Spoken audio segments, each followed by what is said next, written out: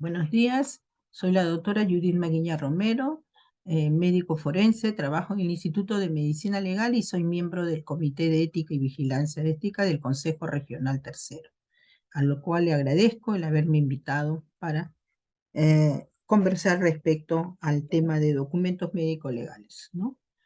El tema en realidad involucra desde los certificados médicos, la historia clínica y el certificado de defunción, que tiene una connotación especial. Certificado médico, certificado, ¿no? Viene del vocablo latino certificatio, que significa seguro, indubitable, cierto. Es un testimonio escrito, elaborado por un profesional de la salud que ha comprobado que el hecho que él describe es verdadero.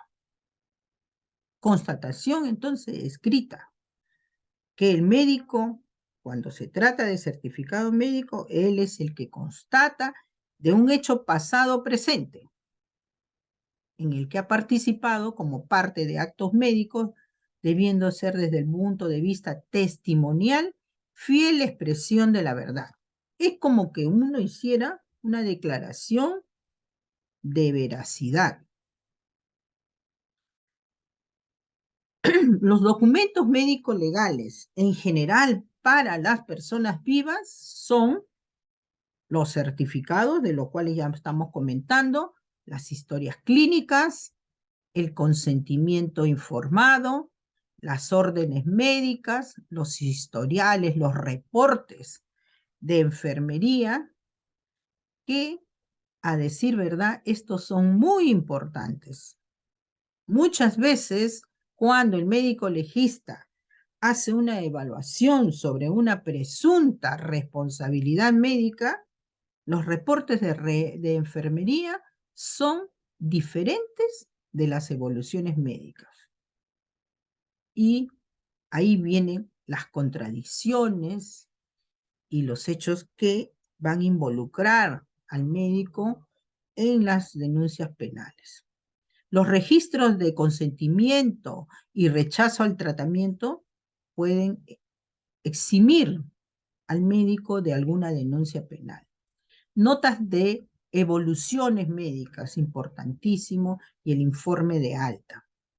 En relación a las personas fallecidas, los documentos médicos legales que tenemos son certificado de defunción, el informe de autopsia, llamado informe pericial de necropsia médico legal, el certificado médico para inscripción de defunción, el informe también de historia clínica, y hay certificado de defunción fetal, declaración de órganos para donación, declaración de muerte cerebral. Del certificado médico, ¿no? El certificado, este es un documento que todo médico va a tener que aprender a elaborarlo y es de mucho uso. Cualquier médico de cualquier especialidad, en algún momento de su ejercicio profesional, va a ser solicitado a que lo elabore. Tiene como finalidad más común comprobar ante terceros, porque el documento de certificado se utiliza para los fines que el que lo solicita crea conveniente, y es un documento público que lo presenta. Entonces, es importantísimo, ¿no? Comprueba ante terceros el estado de enfermedad o de anomalía de salud que genera de repente inasistencia para laborar o que genera algún cambio en el tipo de trabajo que desarrolla el empleado. Tiene otros nombres también, se le llama certificado de atención en salud, certificado de atención temporal para el trabajo, certificado médico particular, ¿no? Este certificado tiene ciertas características. Tiene una primera característica que es sumario, no va a ser similar a la historia clínica, sino es como un resumen. pero que se expresa clara y sucinta la existencia de enfermedad o de salud. Es probatorio, porque se supone que lo que ha escrito el médico es prueba de veracidad. Constata la presencia actual de anomalía o de salud. Está dirigido hacia una persona. Es declarativo porque contiene declaraciones de ciencia. Siempre es requerido por la persona que lo va a utilizar para un fin determinado. Genera un derecho con ese certificado que presenta la persona o obtiene facultad para ausentarse del trabajo, para que lo cambien de repente de tipo de trabajo. Esa es la potestad que va a tener el uso, ¿no? Por ejemplo, si yo digo de que el trabajo de levantar de cajas pesadas de un lugar a otro me está generando un dolor lumbar que el médico lo certifica, comprueba que efectivamente produce, va a servir para que pueda ser cambiado a un lugar de menos esfuerzo físico, ¿no? El certificado es de carácter obligatorio, de acuerdo al artículo 13 de la Ley General de Salud. Puede ser utilizado en cualquier lugar. Y algo muy importante, como es de uso público, exime la obligación del secreto profesional. No es que el médico esté divulgando, sino quien está haciéndolo público es la persona interesada, ¿no?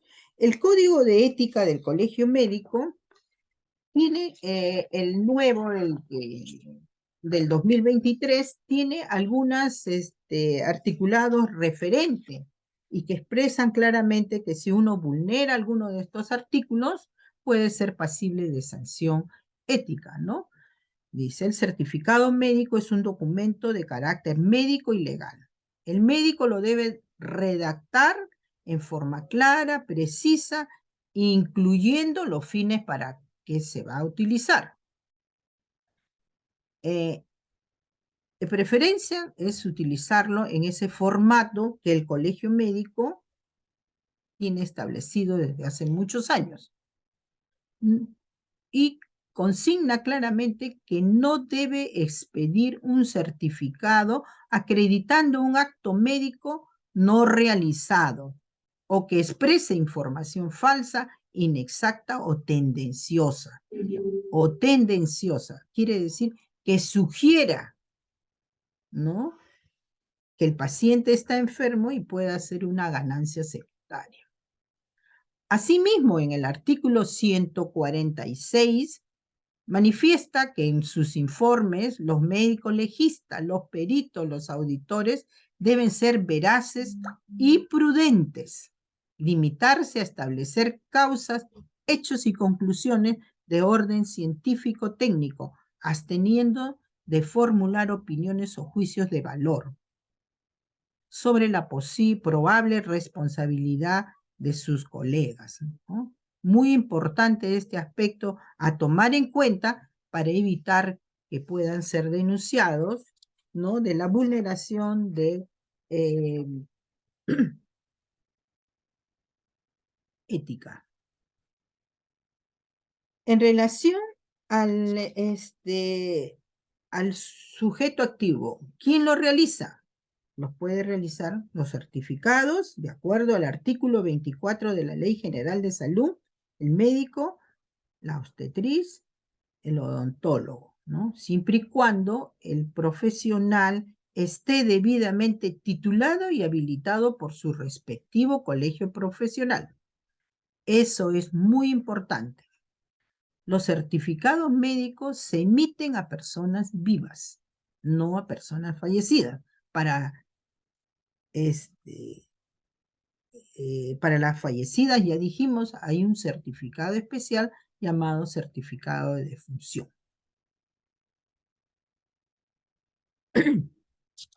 A ver, los certificados médicos públicos, tenemos el certificado de incapacidad temporal para el trabajo, el certificado de salud físico y mental, que es bastante solicitado, no solamente en el trabajo, sino también para estudios, en las universidades, en los colegios. El certificado para la licencia y uso de, posesión de armas. El certificado de que la persona está en estado de gestación. Certificado de vacunación, certificado de nacimiento. Se le da certificados de nacimiento a los productos nacidos vivos. Certificado médico legal que tiene una connotación diferente, ¿no? Es siempre solicitada por los administradores de justicia. No se emiten de mutuo propio. No se emiten por decisión. El certificado médico no se emite por decisión personal de la persona agraviada, ¿no? Sino por disposición del administrador de justicia. Y el certificado de necropsia médico legal, ¿no? Los certificados, ¿no?, tienen sus efectos. A nivel laboral, por ejemplo, generan descansos médicos. El descanso médico tiene que ser por el periodo que el médico tratante lo ha dispuesto en el documento que ha emitido, que se supone que es el tiempo necesario para que recupere física y mentalmente y pueda la persona retornar a sus actividades laborales. Puede haber un descanso médico absoluto, ¿no?, que el médico lo considera absoluto, donde va a estar inmovilizado, postrado, o un certificado médico con descanso relativo, ¿no? O sea, podrá ser algún tipo de actividades, pero no de repente todas las que requieran mucho esfuerzo físico o mental. A nivel penal también tiene sus efectos muy importantes, ¿no? La certificación, nadie puede oponerse a lo que el médico ha considerado poner que está en mal estado de salud. Personas que van a ir a diligencias judiciales, presentan su certificado médico que tienen de repente algún problema de salud, ellos con esas pueden pedir que las diligencias judiciales se reprogramen. Y eso ustedes lo ven en los medios de comunicación, ¿no? Hay casos emblemáticos donde los abogados, las personas denunciadas que no quieren ir a declarar, frecuentemente presentan certificados de salud. Para efectos penales también, cuando el médico certifica que una persona tiene lesiones leves, es porque estas requieren un promedio de 10 a 30 días de recuperación. Miren, es tan importante el diagnóstico que haga el médico porque la lesión leve tiene una sanción también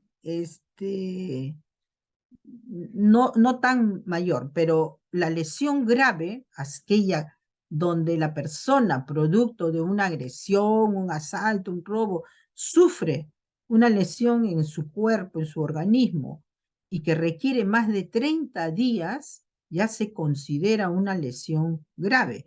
Esa solamente la puede determinar el profesional médico entrenado, ¿no? Y dentro de los médicos son los médicos legistas quienes determinan esto. Efectos de capacidad también tienen, ¿no? Porque los certificados médicos acreditan condiciones de salud necesarios para que puedan acceder a determinadas solicitudes. Por ejemplo, está capacitado para obtener una licencia de conducir. Está capacitado para el uso de armas de fuego. Vean la importancia, ¿no? Este es un modelo de un certificado médico legal, ¿no? Donde siempre es, como le digo, requerido por un administrador de la justicia, que puede ser la policía, fiscalía, juzgado, un tribunal, etc., ¿no? Es hecho por un médico legista y tiene carácter de tiene veracidad. Y como ven ustedes, cuando concluye, el médico legista tiene que poner, sin que lo solicite la persona que ha sido evaluada, los días de incapacidad para el trabajo y los días de requeridos para la atención facultativa. Describe las lesiones que ha encontrado y pone unas conclusiones. Lesiones traumáticas recientes ocasionadas por un agente contuso compatible con violencia familiar. Y pone 3 días, o sea, 3 atenciones facultativas requiere por las lesiones encontradas y va a requerir unos 8 días, ¿no?, de incapacidad para el trabajo, para que se dedique a sus labores habituales, salvo que haya complicaciones. Este es un certificado, un modelo de un certificado. Este es otro modelo de un certificado de necropsia, donde acá se va a consignar la fecha, el nombre de la persona, los hallazgos que se encontraron y que llevaron a determinar la causa de muerte, ¿no?, que era la contusión, laceración encefálica, y la herida que determinó la muerte, la causa básica, ¿no? Después tenemos, ¿no?, la forma como el certificado debe ser hecho, ¿no? ¿Quiénes pueden hacer? Acá les he traído los formatos del colegio médico, pero también del colegio odontológico. Cada uno, el médico hace formato en forma general de todo, de cualquier anomalía física que pueda encontrar. A diferencia del odontólogo, que tiene que hacer de su especialidad, de la zona que está autorizado para hacerlo. A ver. Entonces, las obstetrices podrán hacer certificados médicos de maternidad, ¿no? Porque están preparadas, han recibido entrenamiento. Y el médico también, ¿no? Este certificado de maternidad le va a dar derecho a la persona a tener sus descansos prenatales y postnatales. Certificado médico de nacimiento puede ser hecho por la persona que lo atendió, que puede ser la obstetriz o puede ser el médico, ¿no? Certificado médico de vacunación, que ya también dijimos, ¿no? Sobre todo aquellas personas emigrantes que requieren. ¿Cuánto dura un certificado médico? En realidad no hay un límite que te diga que este certificado médico, ¿no? Pero no existe una regulación definida al respecto del tiempo de la validez de la certificación entregada, pero se supone de que debe estar aparentemente dentro de los 30 días de lo que yo he utilizado. Además, supongamos, ¿no? Yo médico evalúo una persona y pongo como diagnóstico, vamos a suponer, una gastroenterocolitis y pido, ¿no?, que esta persona esté en reposo por unos 3 días a partir de la fecha que yo le he examinado. Entonces, es eso lo que le va a durar, las fechas que yo he consignado, ¿no?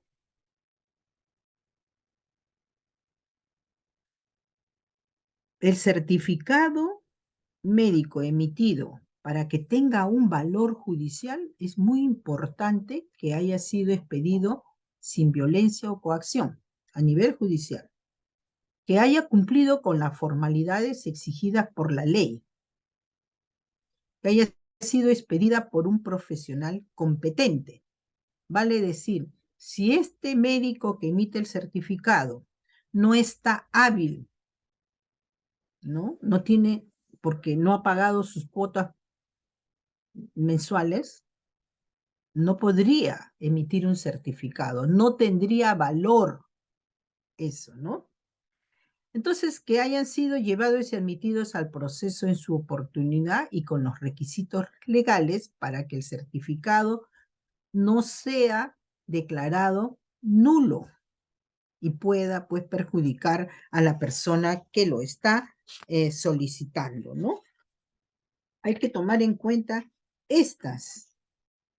Y algo que quisiera que tengan en cuenta también los médicos, ¿no? Que emitir un certificado médico falso tiene sus consecuencias y expresamente está consignado en el Código Penal, artículo 431. ¿Y qué dice este código? Que el médico que maliciosamente expide un certificado falso respecto a la existencia o no existencia, presente o pasada, de enfermedades físico-mentales, será reprimido con pena privativa de libertad, no mayor de 3 años, e inhabilitación de 1 a 2 años para ejercer. Entonces hay que tomar en cuenta esto. Pero cuando la falsa certificación se haya dado con el objeto de que se admita o se interne a una persona en un hospital para enfermos mentales, la pena ya no será la misma que dice, ¿no? Sino la pena privativa será no menor de 3 ni mayor de 6. O sea, va a quedar entre 3 a 6 años. Y también estará inhabilitado el médico para ejercer. Y la persona que presenta un certificado falso también será reprimido con penas privativas de la libertad. Entonces vean que no es así fácilmente que yo voy a emitir un certificado y podrá ser, podrá tener una pena, ¿no? Sobre las historias clínicas, bueno, este es algo muy importante que todo médico tiene que hacerlo, ¿no? Es un documento médico legal muy complejo, es científico, es obligatorio y que consta en forma metódica, ordenada y detallada de la narración de todos los sucesos acaecidos y comprobaciones realizadas por el médico o por el equipo de médicos que está atendiendo a un paciente, ya sea en un establecimiento público o privado, desde que ingresa hasta que él sea dado de alta, porque va a salir de alta, ya está en buenas condiciones, o hasta que fallezca. Este documento tiene una importancia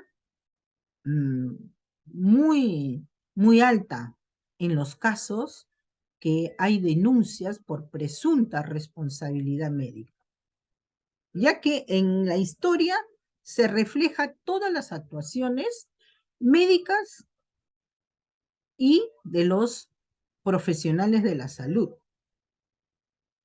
Aquí es donde vemos si hubo cumplimiento o no de los deberes del médico.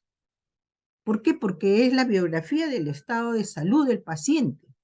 Este es el documento que sustenta, que se deja constancia de los datos generales del paciente, de sus síntomas, de sus problemas de salud, de su diagnóstico, del plan de trabajo que se efectuó en él, del tratamiento.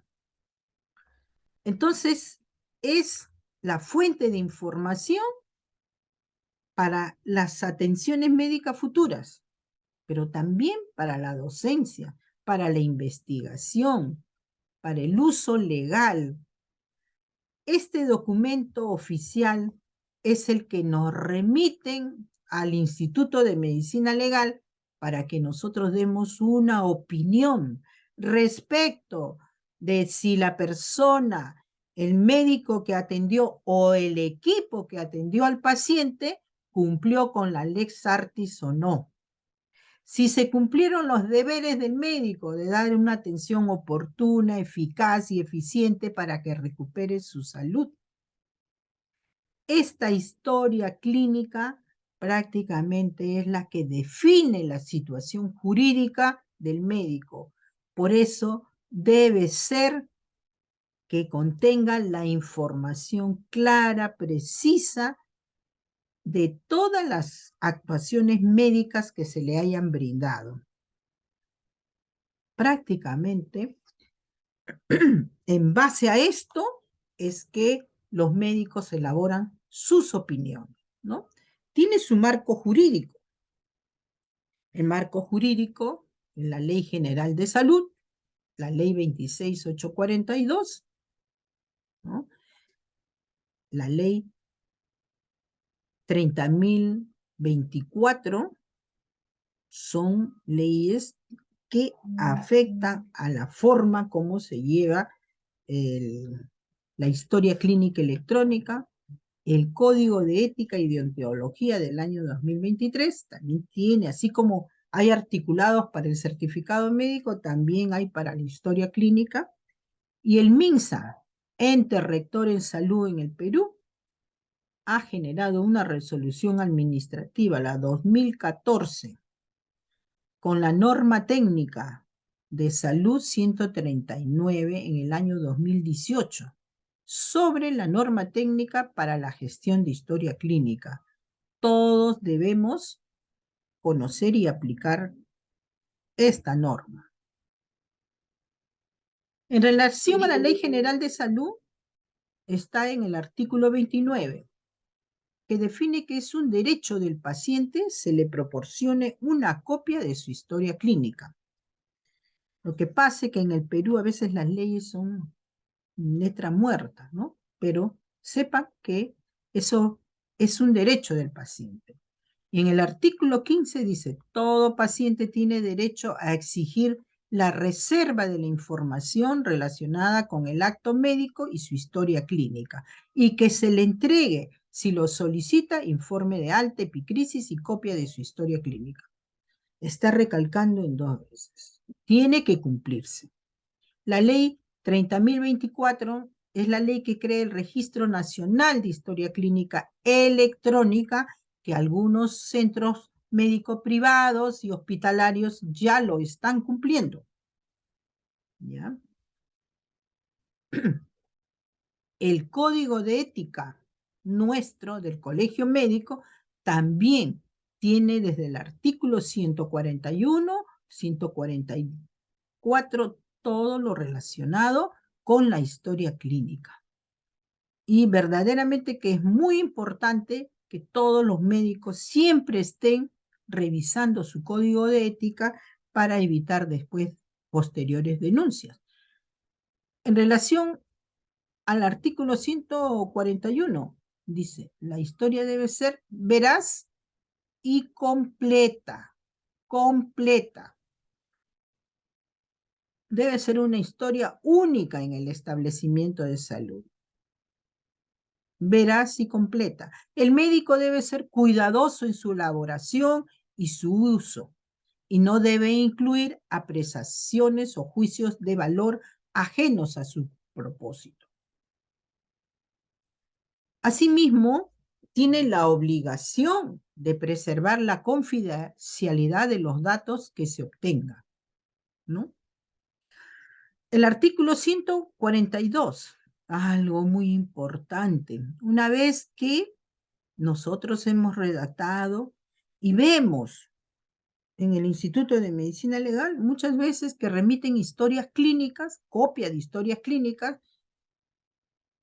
las remite a través de la Fiscalía, donde en casos de denuncia vemos que las historias han sido alteradas. Se ha borrado de repente párrafos de la evolución y se ha vuelto a escribir. Eso en realidad no debe estar permitido, no está permitido y claramente lo dice la Ley General de Salud, lo dice el Código de Ética.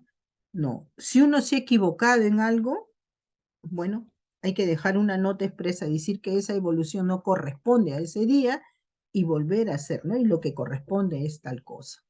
Porque de otra manera, eh, hay contradicciones entre las evoluciones médicas y los reportes de enfermería. Y prácticamente quedan muy mal los médicos, ¿no? Porque de alguna manera se da mucho crédito al reporte de enfermería, porque son varios turnos y diferentes personas.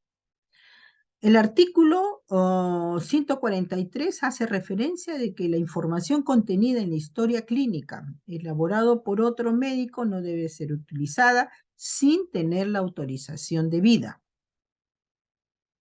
salvo pues que se trate de fines académicos o de investigación. Siempre en estos casos, si se va a utilizar información producto de la historia clínica, debe ser en forma anónima.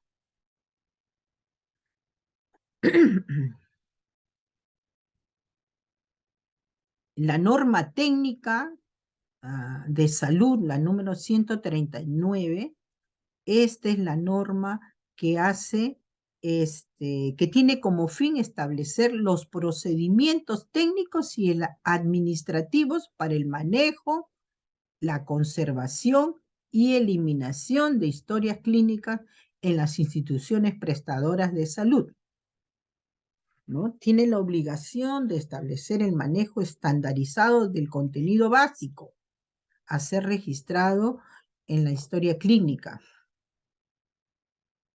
De alguna manera tiene ya sus formatos, ¿no? Sus formas, cómo registrar, cómo empezar la historia clínica, qué debe ir, la fecha de ingreso, la hora. No saben ustedes cuán importante es evaluar, decir, ingresó el 12 de septiembre a las 3 de la tarde.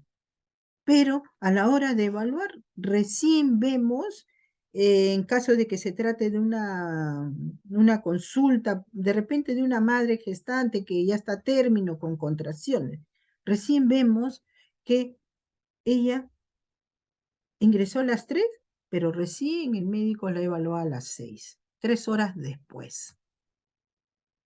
Por lo menos eso es lo que figura. Pero de repente en el interín sí hubo una evaluación, pero no se consignó. Pero ese hecho de no figurar o por lo menos oficialmente, figurar una desatención de 3 horas, hace que el administrador de justicia se haga una idea de la mala atención que recibió y que de repente llevó a la muerte materna.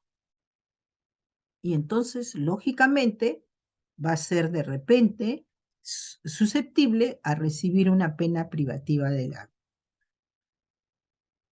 La historia clínica tiene que llevar los apellidos completos del paciente. Y no solamente eso, es obligación, de acuerdo a la norma, que haya el nombre, la firma y el sello del profesional que lo está atendiendo, ¿no? Que es importante. En caso de que sean las atenciones a menores, las historias clínicas, además del nombre del paciente, tienen que considerarse nombre de los padres o del tutor legal, con su debidamente identificación con su DNI, ¿no? ¿Qué tipo de historias hay? Hay la historia ambulatoria, ¿no? La que se ve en la consulta médica, que son diferentes, pues, ¿no? Diferentes a una historia de hospitalización, que esa sí va a tener anamnesis, plan de trabajo, diagnósticos presuntivos, terapéutica recibida, los exámenes auxiliares, etc. La historia ambulatoria pues tendrá simplemente el nombre, la fecha de la evolución, ya tiene los diagnósticos porque de repente son ya controles que se hacen, ¿no? A historia de emergencia, donde se debe consignar la prioridad que tiene esa emergencia que ha llevado a la persona a solicitarlo. Importantísimo. Otro tipo de historia clínica son esas visitas que se hacen de repente al domicilio, ¿no? Por ejemplo, nosotros médicos somos legistas solicitados para ir a personas a ver a los penales, porque hay supuestamente personas que sufren tuberculosis o que sufrieron una lesión, etcétera, ¿no? Según el tipo de formato, también hay una historia tradicional, esa que la vemos, que es en formatos de papel, y ahora las que estamos viendo más frecuentemente son las electrónicas, que son guardadas en soportes informáticos. Bueno, hay historias clínicas según el nivel también, ¿no? Mientras más desarrollado sea el nivel, se supone que son más especializadas, que contienen todo lo que, aparte de lo básico que viene a ser la anamnesis, el examen clínico, el diagnóstico, el plan de trabajo, la evolución, el tratamiento, la epicrisis, ¿no? Las especiales, ¿no? Donde hay interconsulta a especialistas que no hay de repente en los otros niveles. La historia clínica tiene como características que debe ser, primero que es obligatoria, ¿no es cierto? Después que tiene que ser veraz. Lo está repitiendo la Ley General de Salud, el Código de Ética. Debemos ser veraces, debemos ser prudentes. La historia clínica no se puede reemplazar con otro documento, no se puede reemplazar con un informe médico, que eso es lo que también nosotros vemos.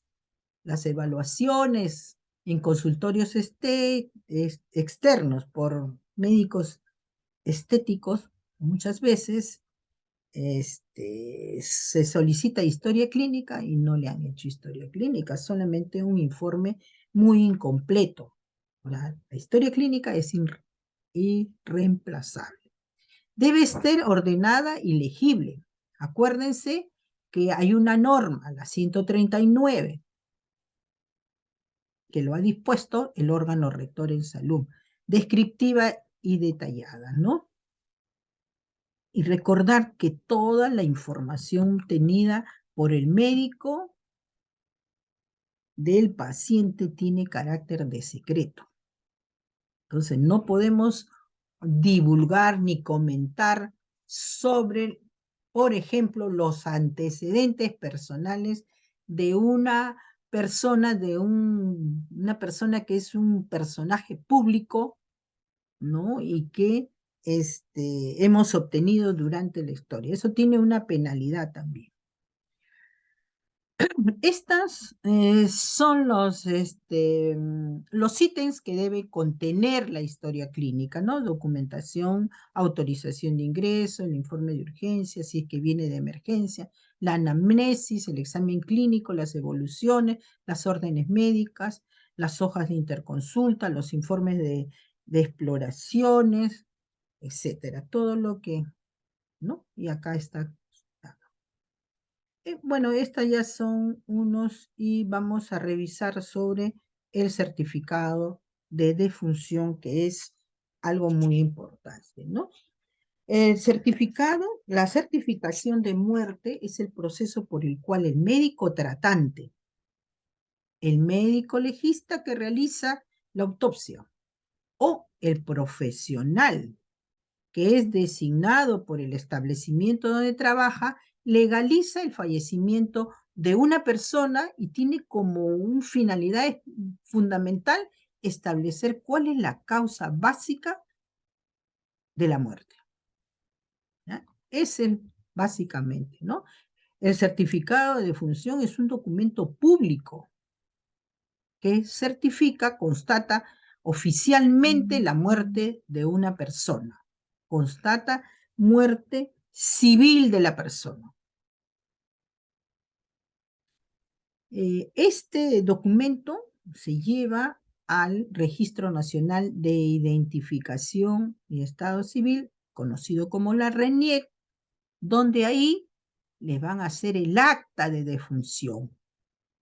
Con el certificado de defunción, esta oficina realiza el acta de defunción, con lo cual es declarado oficialmente muerto. Y por este hecho ya las personas, los familiares pueden hacer los trámites de sucesión de herencia, etcétera, etcétera, cobros de seguros, ¿no? Etcétera. Por el solo hecho de consignar la firma del profesional de salud, se entiende que este es un documento veraz, bajo la gravedad de un juramento. No se debe extender certificados si yo no he constatado la muerte, ¿no? Este documento tiene un valor epidemiológico, médico, legal o jurídico y administrativo, ¿no? Hay formatos ya especiales, ¿no? Hay formatos en papel impreso que han sido elaborados conjuntamente en Instituto Nacional de Estadística, el MINSA y la RENIEC.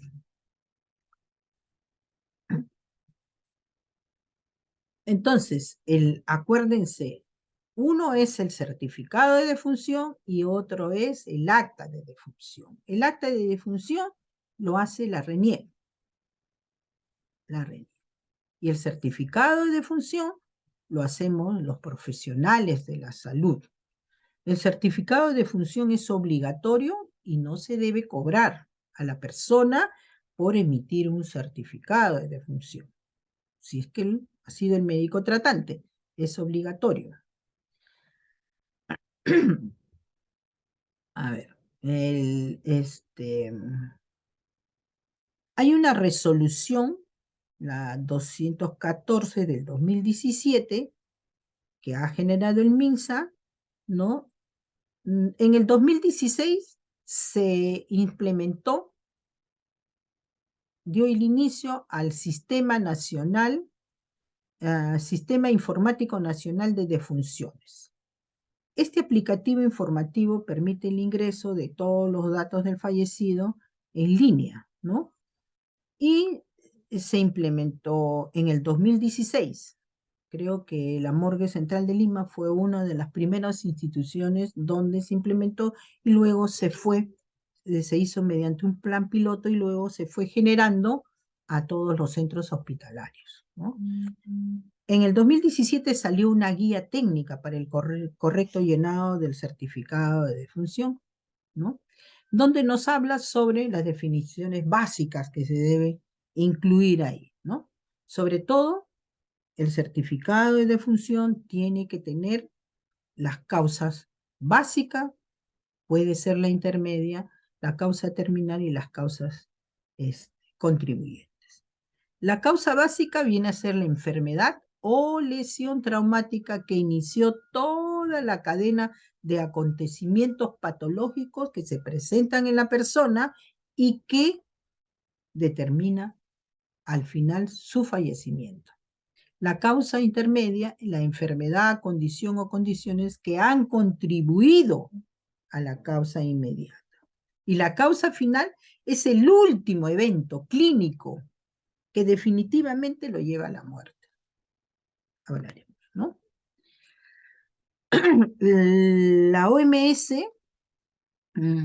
recalca frecuentemente sobre la importancia de consignar la causa básica, ¿no? Ese es muy importante porque se va a utilizar para fines estadísticos. Y también la importancia de unificar criterios para llenarlo. Entonces, ¿quién expide el certificado de defunción? En primer lugar, está consignado el médico tratante, el médico que está evaluando al paciente y sabe de la enfermedad.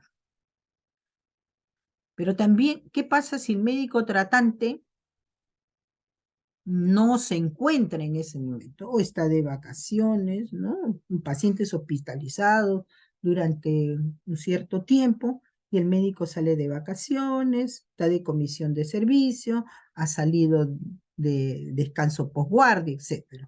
En esos casos, ese aplicativo del MINSA dice que otro médico designado por el director puede realizar con la historia clínica el certificado.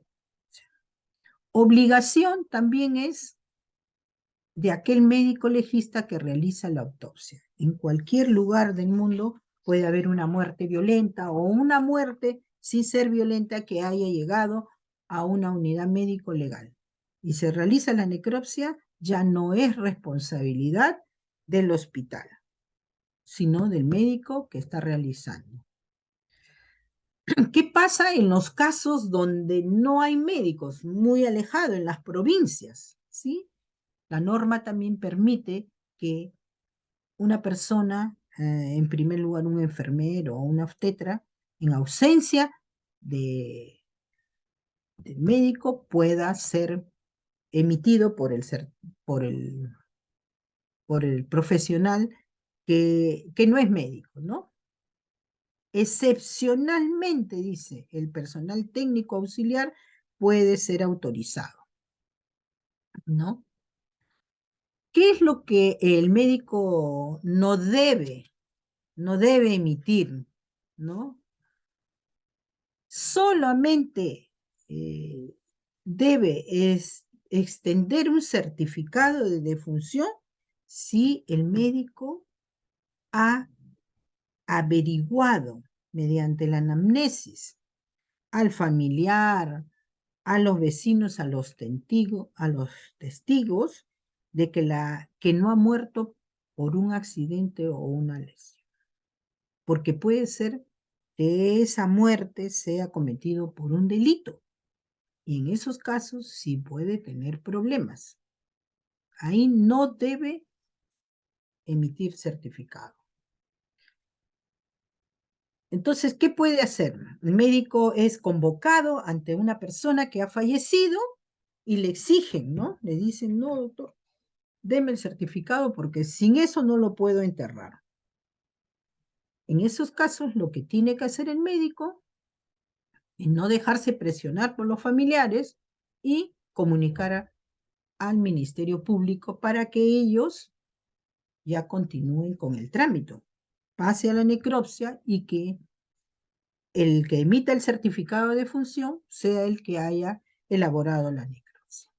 El certificado de función tiene ciertas características. Primero, que es obligatorio, de acuerdo a la Ley General de Salud, el artículo 31, que a la letra dice que es responsabilidad del médico tratante, del médico legista que practica la necropsia o del médico señalado por el establecimiento de salud donde ocurre el fallecimiento, extender debidamente el certificado de función. Es gratuito, pero también dice que en los decesos que no ocurran en los establecimientos, o sea que de repente en un deceso en una casa, ¿no? La gratuidad del certificado de defunción no involucran los gastos de desplazamiento que pueda tener, vamos a suponer, ¿no? Una persona, un médico, no es un médico tratante, pero él vive en Lima Cercado y le piden un certificado de defunción de una persona que vive, pues, de repente por Cieneguía. Entonces, de Lima ya se va a trasladar. Lo que puede pagar es los gastos del traslado, pero por el certificado, no, porque esto es. Ahora, es único. Solamente se entrega al familiar un solo certificado. Entonces, ¿qué tiene que hacer la persona, los fallecidos? Sacar fotocopias, legalizarlos para que les sirvan, porque a veces algunas personas son aseguradas y requieren del certificado de defunción. pero también le va a pedir la RENIEC, le va a pedir de repente la institución donde trabajó para que reciba algún beneficio. En esos casos le aconsejamos siempre de que por lo menos saque unas 5 o 6 copias, lo haga legalizar, por eso, porque una vez que se ha emitido el certificado, no se vuelve a dar. Muchas veces los jueces, a pesar de que ellos están en el ámbito jurídico, no conocen la Ley General de Salud, insisten en que le entregue, ¿no? Porque las personas se quejan, pero igualito, ¿no? Le hacemos ver esto y no se puede. Entonces, por orden judicial se da un duplicado, pero que diga así, ¿no? Duplicado por orden judicial. Bueno, los propósitos del uso del certificado son legales, epidemiológicos, y entonces, ¿no? Propósitos demográficos. Esa información es importante saber qué está pasando. Toda la información de funciones pasan al Instituto Nacional de Estadística. Ellos ya hacen sus evaluaciones de ver cómo está la tasa de mortalidad violenta por armas de fuego, por accidentes de tránsito, etc. Epidemiológico, importante también, ¿no? Si vemos, para que planeen, pues, los tipos de salud. Supongamos de que tengamos una alta tasa de meningitis, ¿no? Ya tomarán las medidas necesarias, muerte por COVID, etcétera, ¿no? Los formularios que nosotros vemos, que conocemos, son de defunción fetal y el de defunción general. En la morgue lo que más vemos son de función general, ¿no? Para las causas de muerte, utilizamos, es recomendable utilizar la clasificación internacional de enfermedades, la revisión, la 10ª revisión, ¿no? Repitiendo, ¿eh? Para propósitos legales, importante es que el certificado de defunción deba ser inscrito en la RENIEC. Sin el certificado de defunción no se puede inhumar, no se puede cremar o no se puede trasladar de repente el cadáver que ya está inhumado de un cementerio a otro cementerio. No. También es importante, como les decía, para trámites legales de sucesión de herencia, cobro de seguros, pensiones, etcétera, ¿no? Para establecer la naturaleza de la muerte. Si se trata de una muerte natural, violenta o sospecha de criminalidad. Esto para lo que es medicina legal es muy importante. Los fiscales, los jueces sí están pidiendo, muerte violenta. Si es muerte natural, archivan el caso, ya no continúa, salvo que nosotros le digamos, es una muerte natural, pero hay una denuncia por presunta muerte, por presunta mala praxis. Entonces ahí sí continúa, ¿no? Bueno, a propósito de esto, vamos a ver, ¿ya? Epidemiológicos. En caso de muertes violentas, ¿no? Y disfunciones, que hay una sospecha de que hay una delictuosidad, no se deben expedir los certificados de defunción, porque previamente debe haber una autopsia médico-legal. Nosotros podemos observar a veces que llega a un centro hospitalario y de repente, debido al exceso de pacientes, las pocas condiciones adecuadas que hay en los servicios de emergencia, el paciente fallece. Para evitarse complicaciones de denuncias, emiten certificados de defunción cuando no les corresponde, ¿no? No se puede emitir certificado de defunción cuando es una muerte violenta. ¿Qué es una muerte violenta? Aquella ocasionada por un elemento extraño externo al organismo, por un accidente de tránsito, un suicidio, un homicidio, una intoxicación, un aborto, las heridas de bala, etc. Esas no pueden darse el certificado en un centro hospitalario. O sea, deben pasar a la morgue, simplemente no se hagan problemas, ¿no? Dice. También, cuando el médico legista dice, ha venido de la morgue, ya no tiene límite de tiempo para que se inscriba en la RENIEC, porque está en proceso de investigación.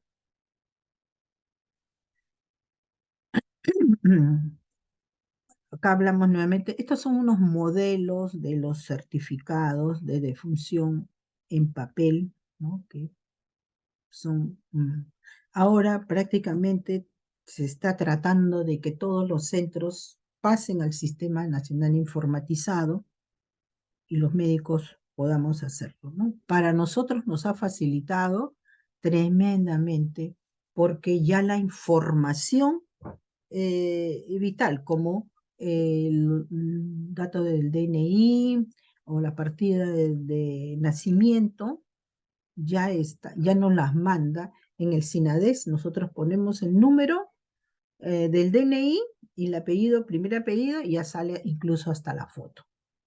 Esa información previa que tiene la RENIEC es compartida en el SINADEF. Entonces, ¿qué es lo que tenemos que nosotros consignar?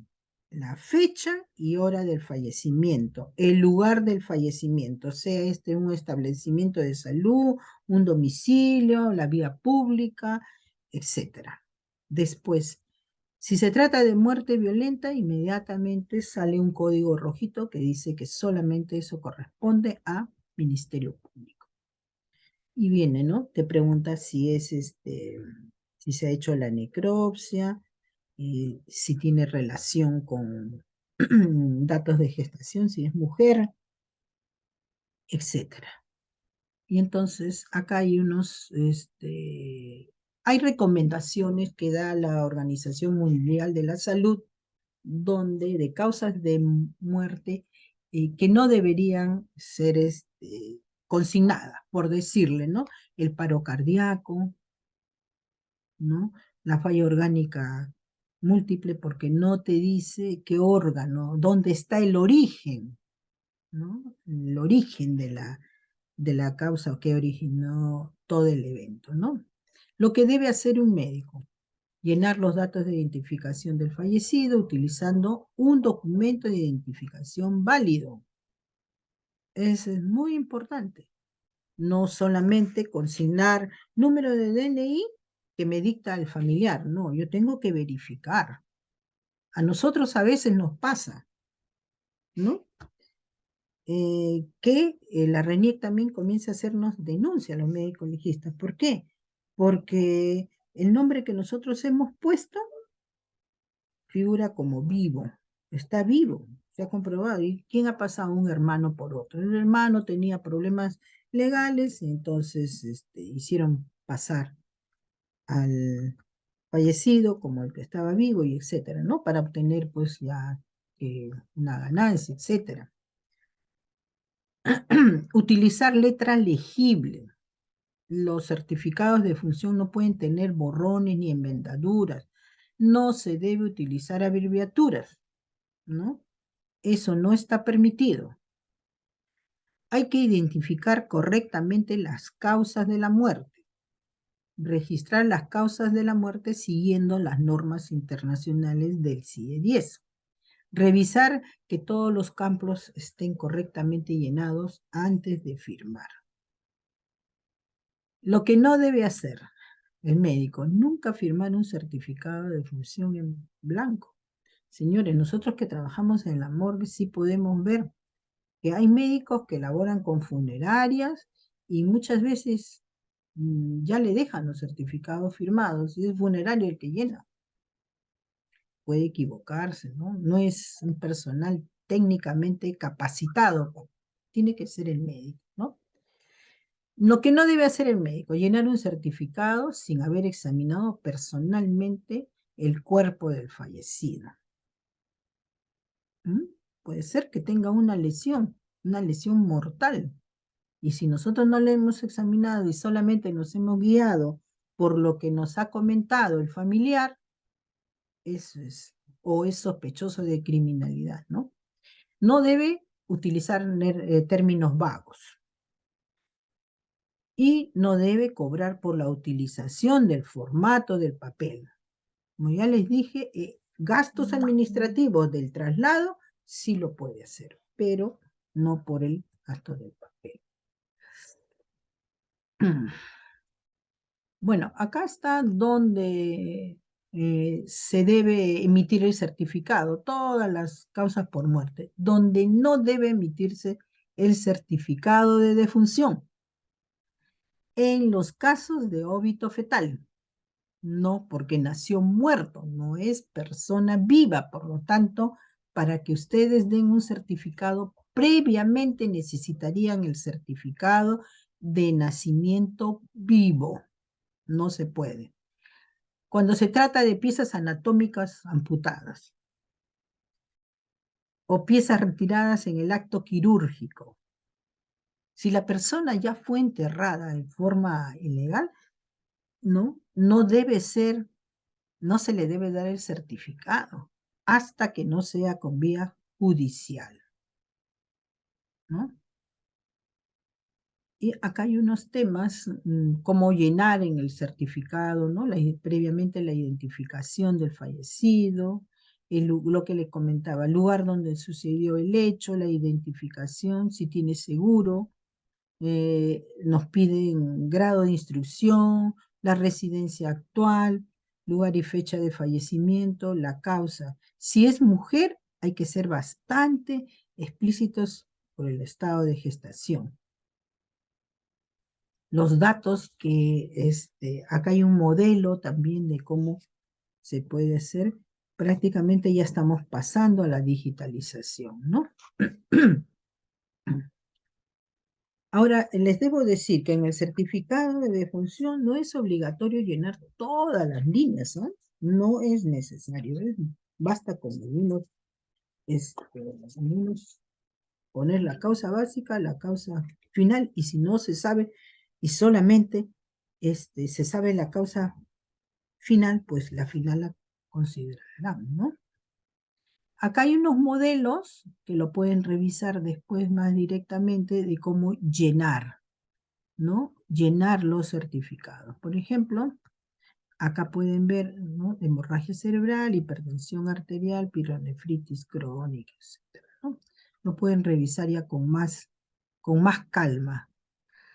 Entonces, recomendaciones para este tema, ¿no? Primero, la capacitación. Capacitación perenne, constante en el correcto llenado del certificado de defunción.